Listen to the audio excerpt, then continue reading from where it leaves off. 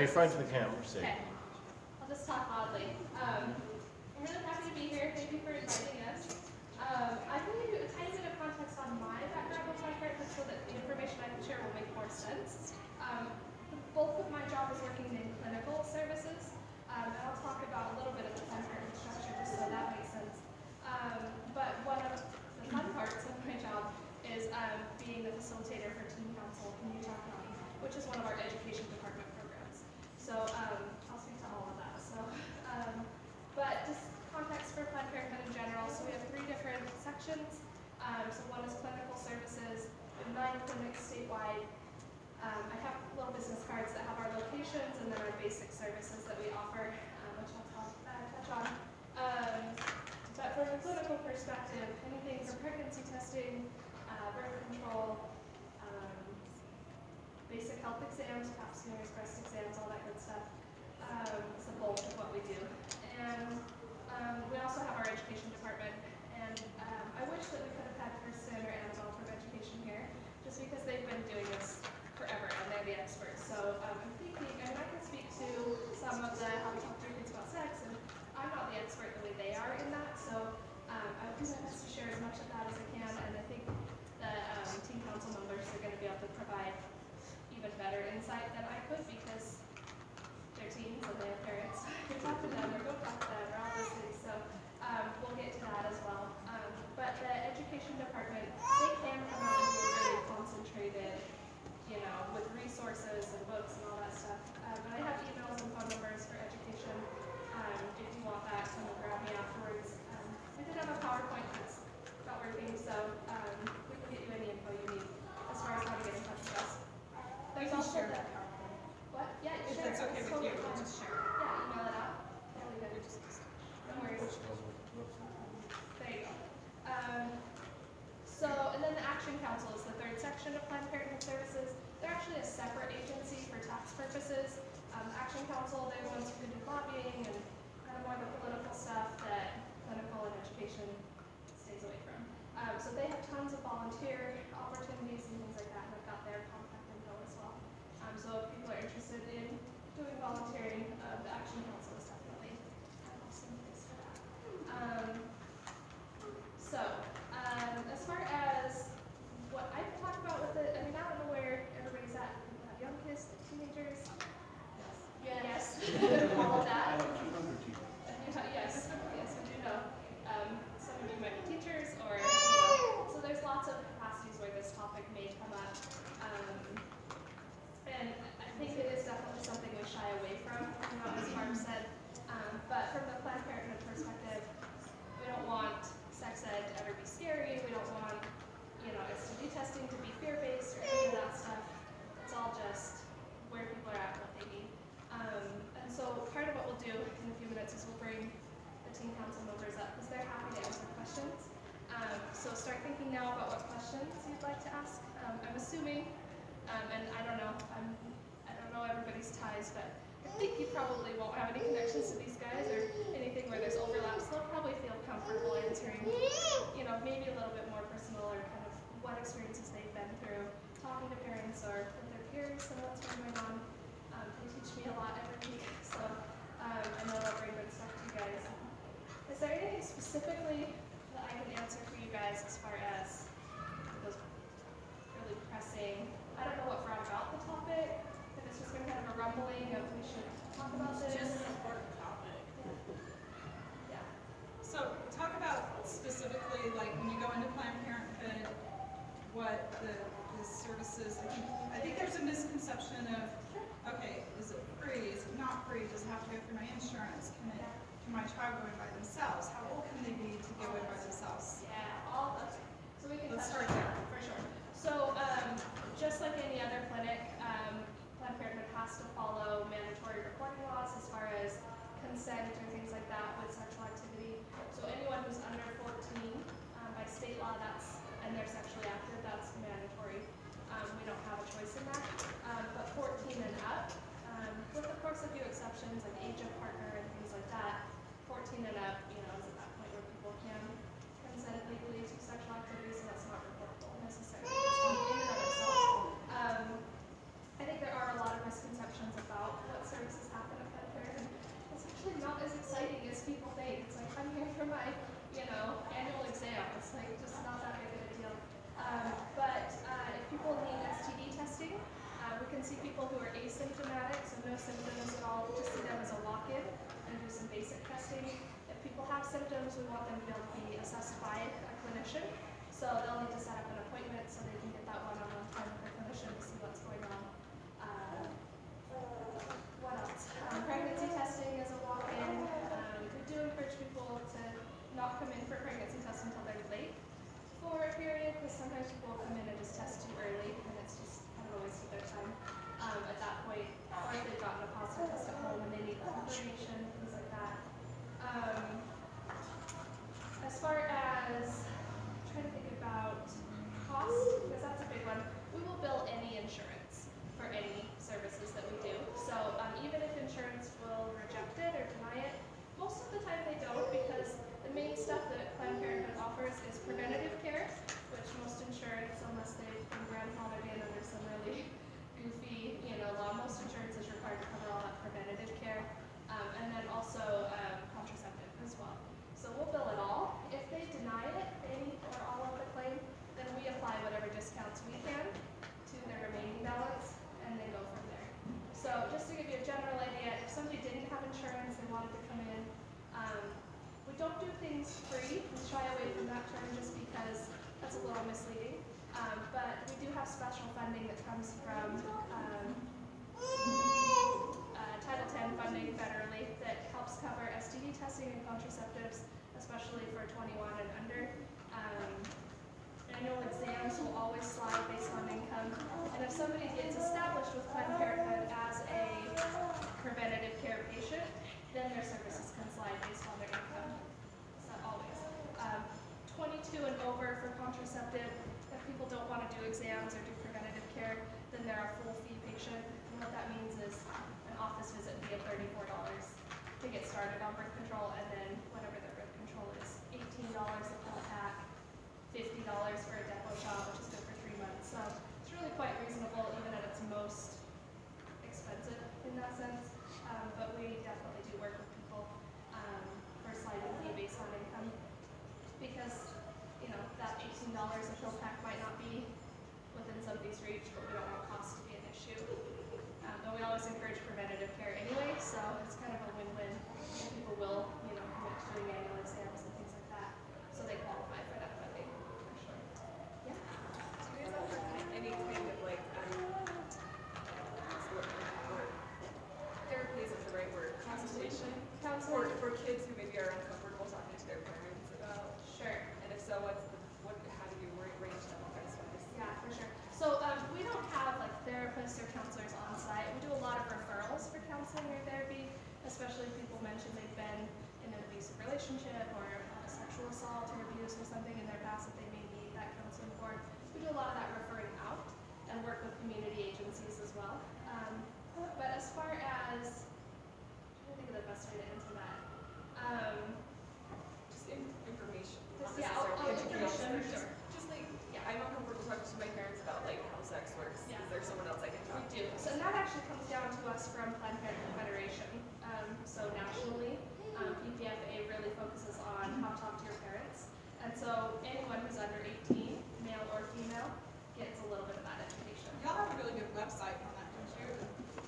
So I hate to send kids to a website for sex, but there is. yeah, and that's another thing too, because people say, well, I Googled that, but I didn't know if They're that right, was I know.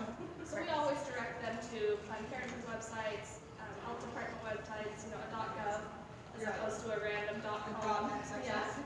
So, but yeah, how to talk to we have pamphlets and things like that.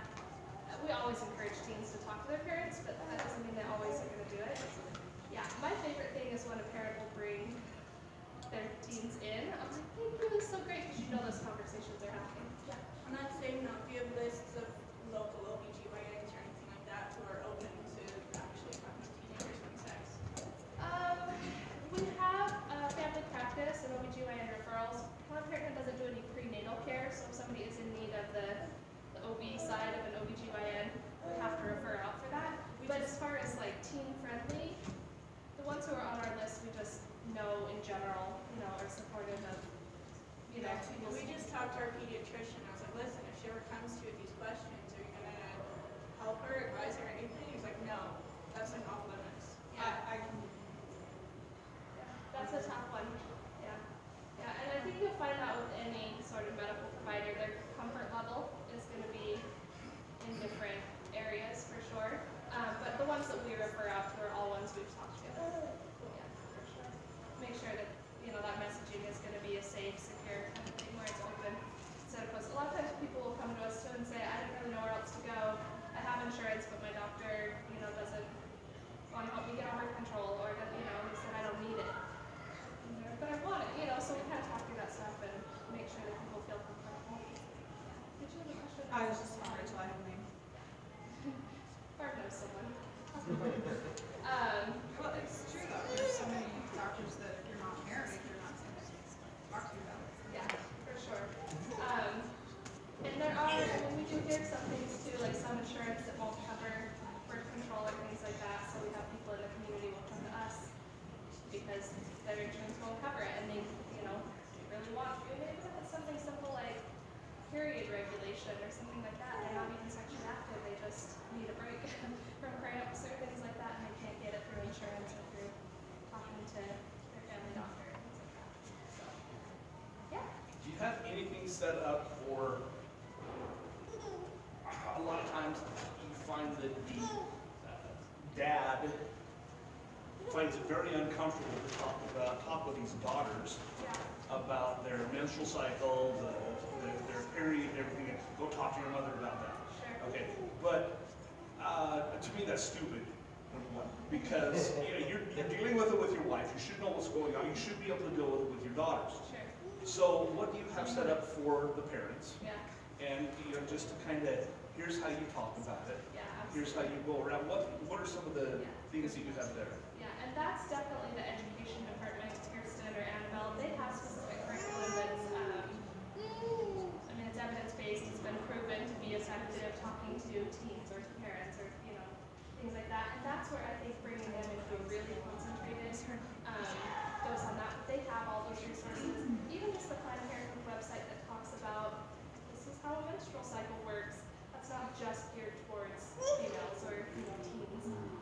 So I think a lot of that focus is really encouraging parents to get educated, because I mean, we have those moments where we don't know the answer to a question, and so it just makes it overwhelming. And it's not even having to talk about it, it's having the facts as the foundation, and then working towards feeling comfortable talking about it. And so I think that's a big part of it, is kind of knowing the basics. So, because we don't all get taught that, right? I'll get taught all of those things that don't apply to us personally necessarily.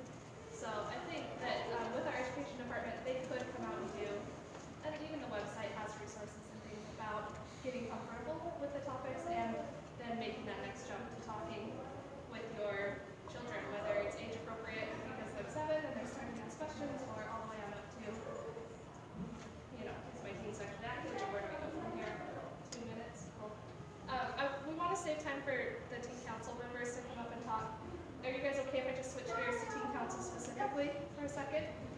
Teen council is an amazing program. It's nationally in over, I think it's close to 40 different communities at this point. And we're lucky this year for Utah that we had so much interest at the high school level to have people be participating in this. Salt Lake and Summit County have teen councils established for several years now. Salt Lake's been in place for 5 years. And so this is our first year with Utah County. So it's peer-led sex ed. Come on up, guys. And in Utah County, I mean, I'm always an optimist. I always hope that we can do the best. I wasn't raised down here, so I don't have as many community connections. So that feels a little overwhelming for me, because I don't know where we could get into. But teen council, the whole point is that they do peer-led sex ed, and then also to train them on topics like STD 101s, birth control, topics like that, where they can come out and teach community members, whether they're teens or adults, and things like that. So we've got 5 members this year. One was ill today, so he wasn't able to be here. What Trevor's passing out are just our little how to learn more about teen council. Since this is the first year, we're enormously pleased to have 5 for the year, and next year we're hoping will be even bigger. So it has our information on there. If you have teens, so it's sophomores, juniors, and seniors. So for next year's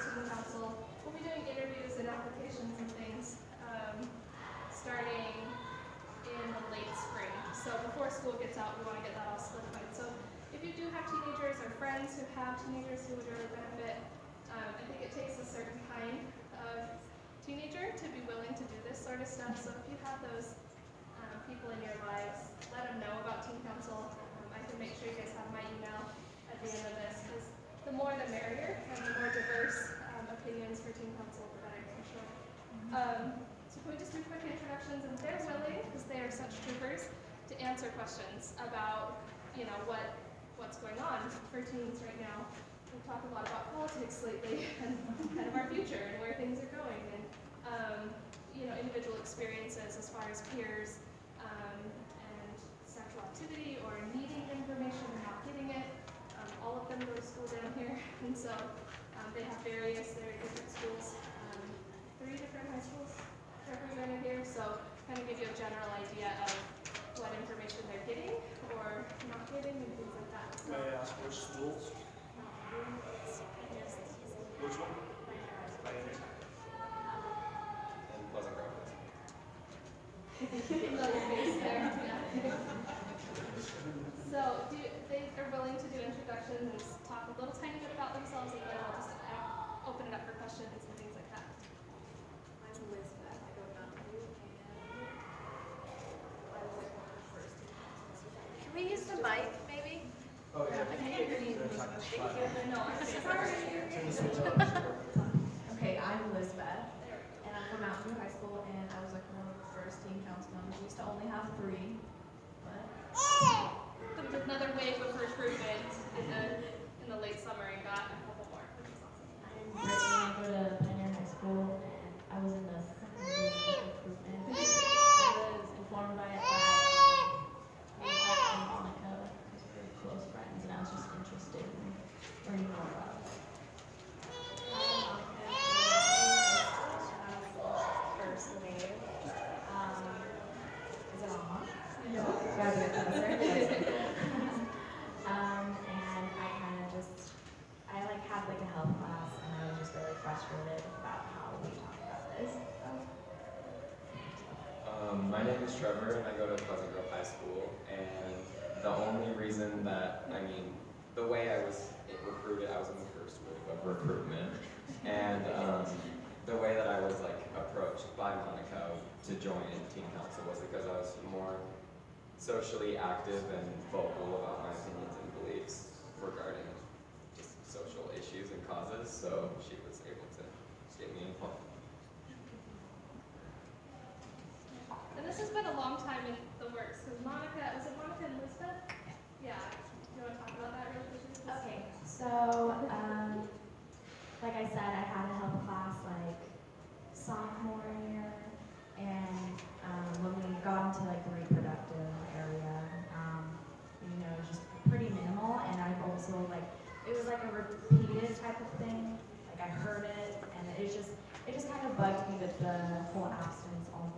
I'm great that people have, those types of ways to prevent pregnancy, and that's the way they want to go. But I was just kind of how are we ever gonna know the other side of it? So I went to Pride that summer after my junior year, and I saw the Planned Parenthood booth, and I went up to them and I told them just my frustrations about it and how I feel we need better sexual education within their schools. And they referred me to the education department, and they said that they had a teen council in Salt Lake, but I'm from Orange, so it'll be a little far. So I called the education department, and they talked to me saying that we should have a meeting with the local Planned Parenthood and see if we can try and get a teen council there. And so we worked for over a year with the 3 that we had, including Elizabeth, just trying to get it up here. And I'm really grateful that we're this big now. It seems a little small, but I feel like it's really big to me. So. How many total? 5. 5? Which is amazing, from that getting it started from the ground up kind of thing. We do have obviously Salt Lake and Summit County, but it's one county line makes a big difference. Oh, yeah. So, yeah. So what do you guys do locally? What do you guys do as a council?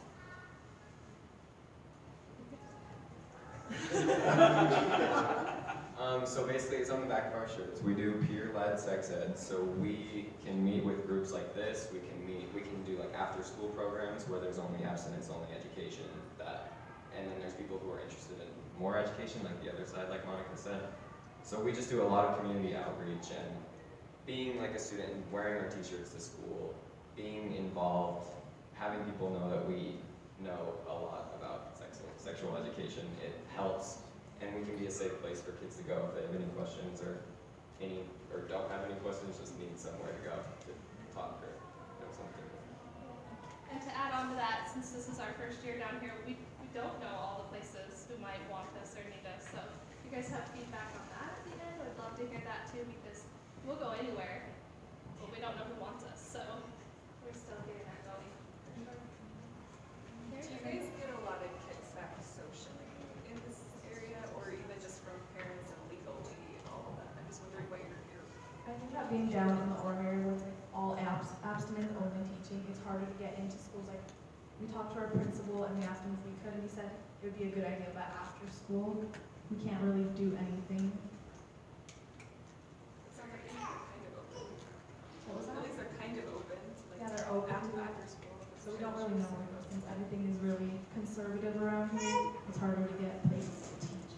Do you have to get like parental permission from the kids who want to talk to you?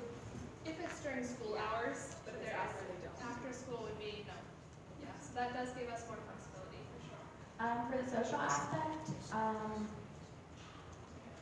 at least within Elizabeth and our school, we haven't had too many people be like, rude or anything. They've actually come and like had conversations with us. With Trevor, I feel like he's more. So yeah, I have a PGHS, which is more of a conservative student body, I guess you could say. Really? I like a little bit. So, yeah, not only being involved with my Young Democrats and also this, I'm looked at as like kind of the devil's advocate, but also to the people who are open-minded or a little bit more concerned or express concern, I'm able to connect with them and share with them anything to know. So, yeah, I mean, it's good to be not entirely socially welcome, per se, I know, for lack of a better word, but I mean, it's worth, in the long run, it's going to be a lot more worth it. So. What are some of the most common questions the kids come and ask you guys? Whether in the teen council capacity or just friends, peers. Just anything about sex. Like, what's the most common things I usually get a lot of questions about emergency contraception. That's the one that everyone. So my friends tell their friends that come get Elizabeth. She knows where to go to get emergency contraception. So that's the main one because no one really knows that Planned Parenthood offers it at a cheaper price, or that there's other types of contraception, not just condoms. Because I don't know why no one uses condoms. That's the common one for mine. To jump in on that, what that tells me, if there's, We just stock them up with a Plan B pill, it is available over the counter. But what I think from the education or the prevention side of things, why is that a next day or 2 days or 3 days later kind of conversation or panic or things like that? If we can catch things sooner. That sounds like a symptom of a problem. Well, I Yes. can tell you exactly why. It's because we as educators are not allowed to teach anything besides abstinence. And as an educator, we can't bring up the subject. We can answer questions if it's brought up by the students, Or but we correct cannot initiate the conversation ourselves, and that is extremely frustrating. How many students do you have every year? I have been teaching for 11 years, and I have had at least one student come and tell me that she's pregnant. Every year. I was going to say 1 out of 11 years, that's pretty good. Well, that's just in the different schools, but that's the ones that come and tell me. Sure. Okay. Where do you So, teach? PG, And Francis had a question here? or conservative PG. Well, first I just want to say, obviously, this is good. This is Charles. And I really appreciate what you're doing. I've got a question from a perspective of a potential parent, I guess. In as much as that's feel comfortable sharing, how have your parents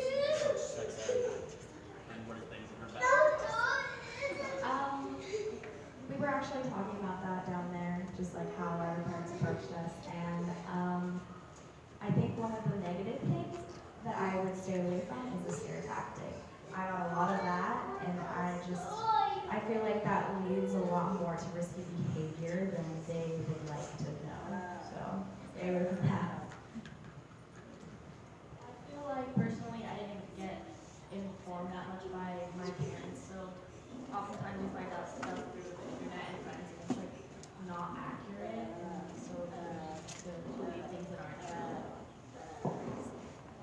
I don't think I've ever had an actual conversation where they sat down with me and talked to me. It was just comments here and there, and it was never very informative. I want to hear from Robert. I'm basically on the same boat with all of them. I've learned most of my sex ed or any type of knowledge on sexual activity or anything like that with that. Just little comments here and there. Never was sat down and given the specific things. Found out through friends and was given scare tactics like, well, you can get an STD if you have sex. I didn't know that there was anything to prevent that. So, How do they feel about you doing what you're doing now? my parents are really supportive personally. I was gonna ask a question along those lines, and now based on what you said, I'm gonna change it a bit. At what age would you have wished, at what age would you have wished they would have talked to you? Would you have not felt super crazy embarrassed? Because like, if I approach my kids at their older age, they'll be like, Dad, I already know about it. Don't even talk to me about that. It's embarrassing. What age do you guys have a feel for what age you would have been good to then start giving you accurate information? Personally, 13, because that's the time that I entered junior high, and I got a lot of like high-speed sexual type of like jokes, comments, and I didn't know how to like register any of that. Yeah, probably around 8th grade, around that area. That's around the time I have like a basic health class in like school. I think if we started talking to them about it at an earlier age and just kept adding on, I wouldn't feel as uncomfortable when it came down to like the actual big sex talk. Okay. And So age appropriate the whole way along, maybe, if possible? maybe just like starting out with consent first, because I feel like that's the most confusing part about everything. Oh, yeah. It doesn't have to be sexual, you can just talk about consent in a different way, just so they understand. And also going along that, so like it doesn't even have to be sexual, or it could just be about their own body, teaching them about how their own body works, not being afraid of their own body, and not being encouraged to just go out and not be comfortable with their body. Just starting with themselves is how it works. Your body's going to do things and it's okay. Yeah, exactly. I know I'm asking a lot of questions, but my kids are still too young to have these conversations, so I'm thinking a lot about how I'm going to teach this as they get older. When it comes to pornography, how do you talk to other kids about like that? You're like, is this okay? I mean, there's some that are okay, some that's maybe too hardcore. I mean, how do you talk to each other about if it's okay, if it's not okay? I think it relates a lot to consent also, like Ed said. A lot of areas within pornography are very borderline, and it teaches a lot about forcible, in a type of fantasy way. So I don't really know how to answer that, but I'm gonna. That was a good answer. Yeah. I have a question, real quick, sorry. Your answers on when you wished your parents would have talked to you about sex and informed you better, that's kind of what I feel as well, and I'm just wondering if there's any regulations in place to keep you from talking to like junior high level, or if there's plans to start outreaching at a younger age. So when you build information at the 12, 13, 14-year-old level, then it gets a lot past this, it's too late, you already did stuff that is hard to recover from because you didn't know. After the fact stuff. Yeah. So, I mean, as far as our side of things go, we'll go anywhere we're invited or welcome. And the curriculum that the teens are taught to teach is age-based. So if it was going to be for a junior high crowd versus a high school crowd, they'd be tailored differently, right, to maturation and all that stuff. So we'll go anywhere. Planned Parenthood education department does have, curriculums that they do that are not just like a one-time class, but it requires getting into the school. Utah has we talk a lot about abstinence only, but Utah as a state is abstinence emphasis, and then some school districts have opted to go abstinence only, and so people think of us as an abstinence only state. So there is some freedom in other school districts outside of Alpine or things like that. So we'll go anywhere, but as far as what we could do, after school stuff is probably much more likely right now where things are. And even with attempts, I mean, we've got another legislative session coming up soon. This is the most wonderful time of the year, right? So there are always attempts to get, more resources out there for parents. There was one a year or two ago that was just, can we do a curriculum that parents can go and access online willingly at their own time and not got shut down, So things like that, where there are attempts by different agencies that just don't go anywhere, unfortunately. So, but with the education department, they do plenty. So that's where I'd encourage you for sure. Let me know if you have places that we could go or ideas. It's kind of a half answer. One more question. Yeah. Yes. Can I be that? I'm saying we don't have time for more. I would love to be that one. So as a parent, especially in regards to sexual assault, we're taught to talk about anatomy so that a child is not confused and so that any predator feels that the child is knowledgeable. We talk about vaginas, penises, breasts, blatantly in those terminology. How do you make that less uncomfortable for a kid? For someone your age, how do I make it less embarrassing, less giggle-worthy? Because I've been talking to my kids since they're like 3. Just to make sure that sexual assault knows no age.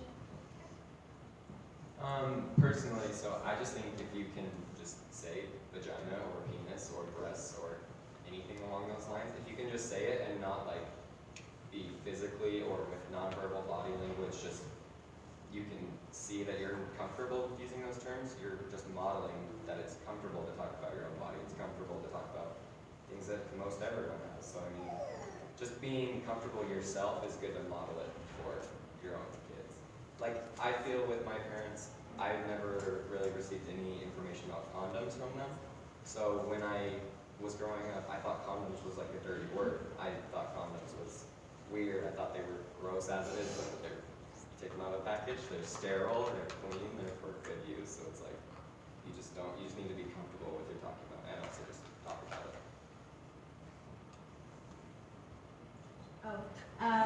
Sorry, it was great.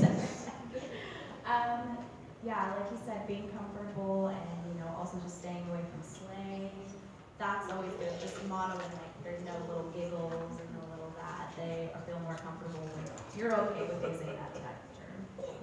You have a speech biology class. Yeah.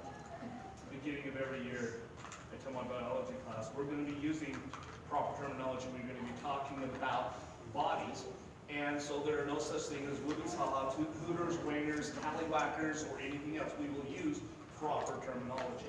And it gets the kids in class to understand, hey, there's nothing wrong with talking about the body. Sure. And if they don't know the proper term, we can find out what they're talking Because, about. you know what, by this age, everybody knows what everybody else has. Anything else on that you guys want to answer? They're really good questions. Thank you guys so much. Is there more? I think we're out of time. We're out of time. Yeah, sorry, it goes Cut so us off. fast. Y'all can come back and Well, we're happy to, and I would love to bring Kirsten or Annabelle with us to be able to do much more, evidence-based, like this is how to do it. Annabelle will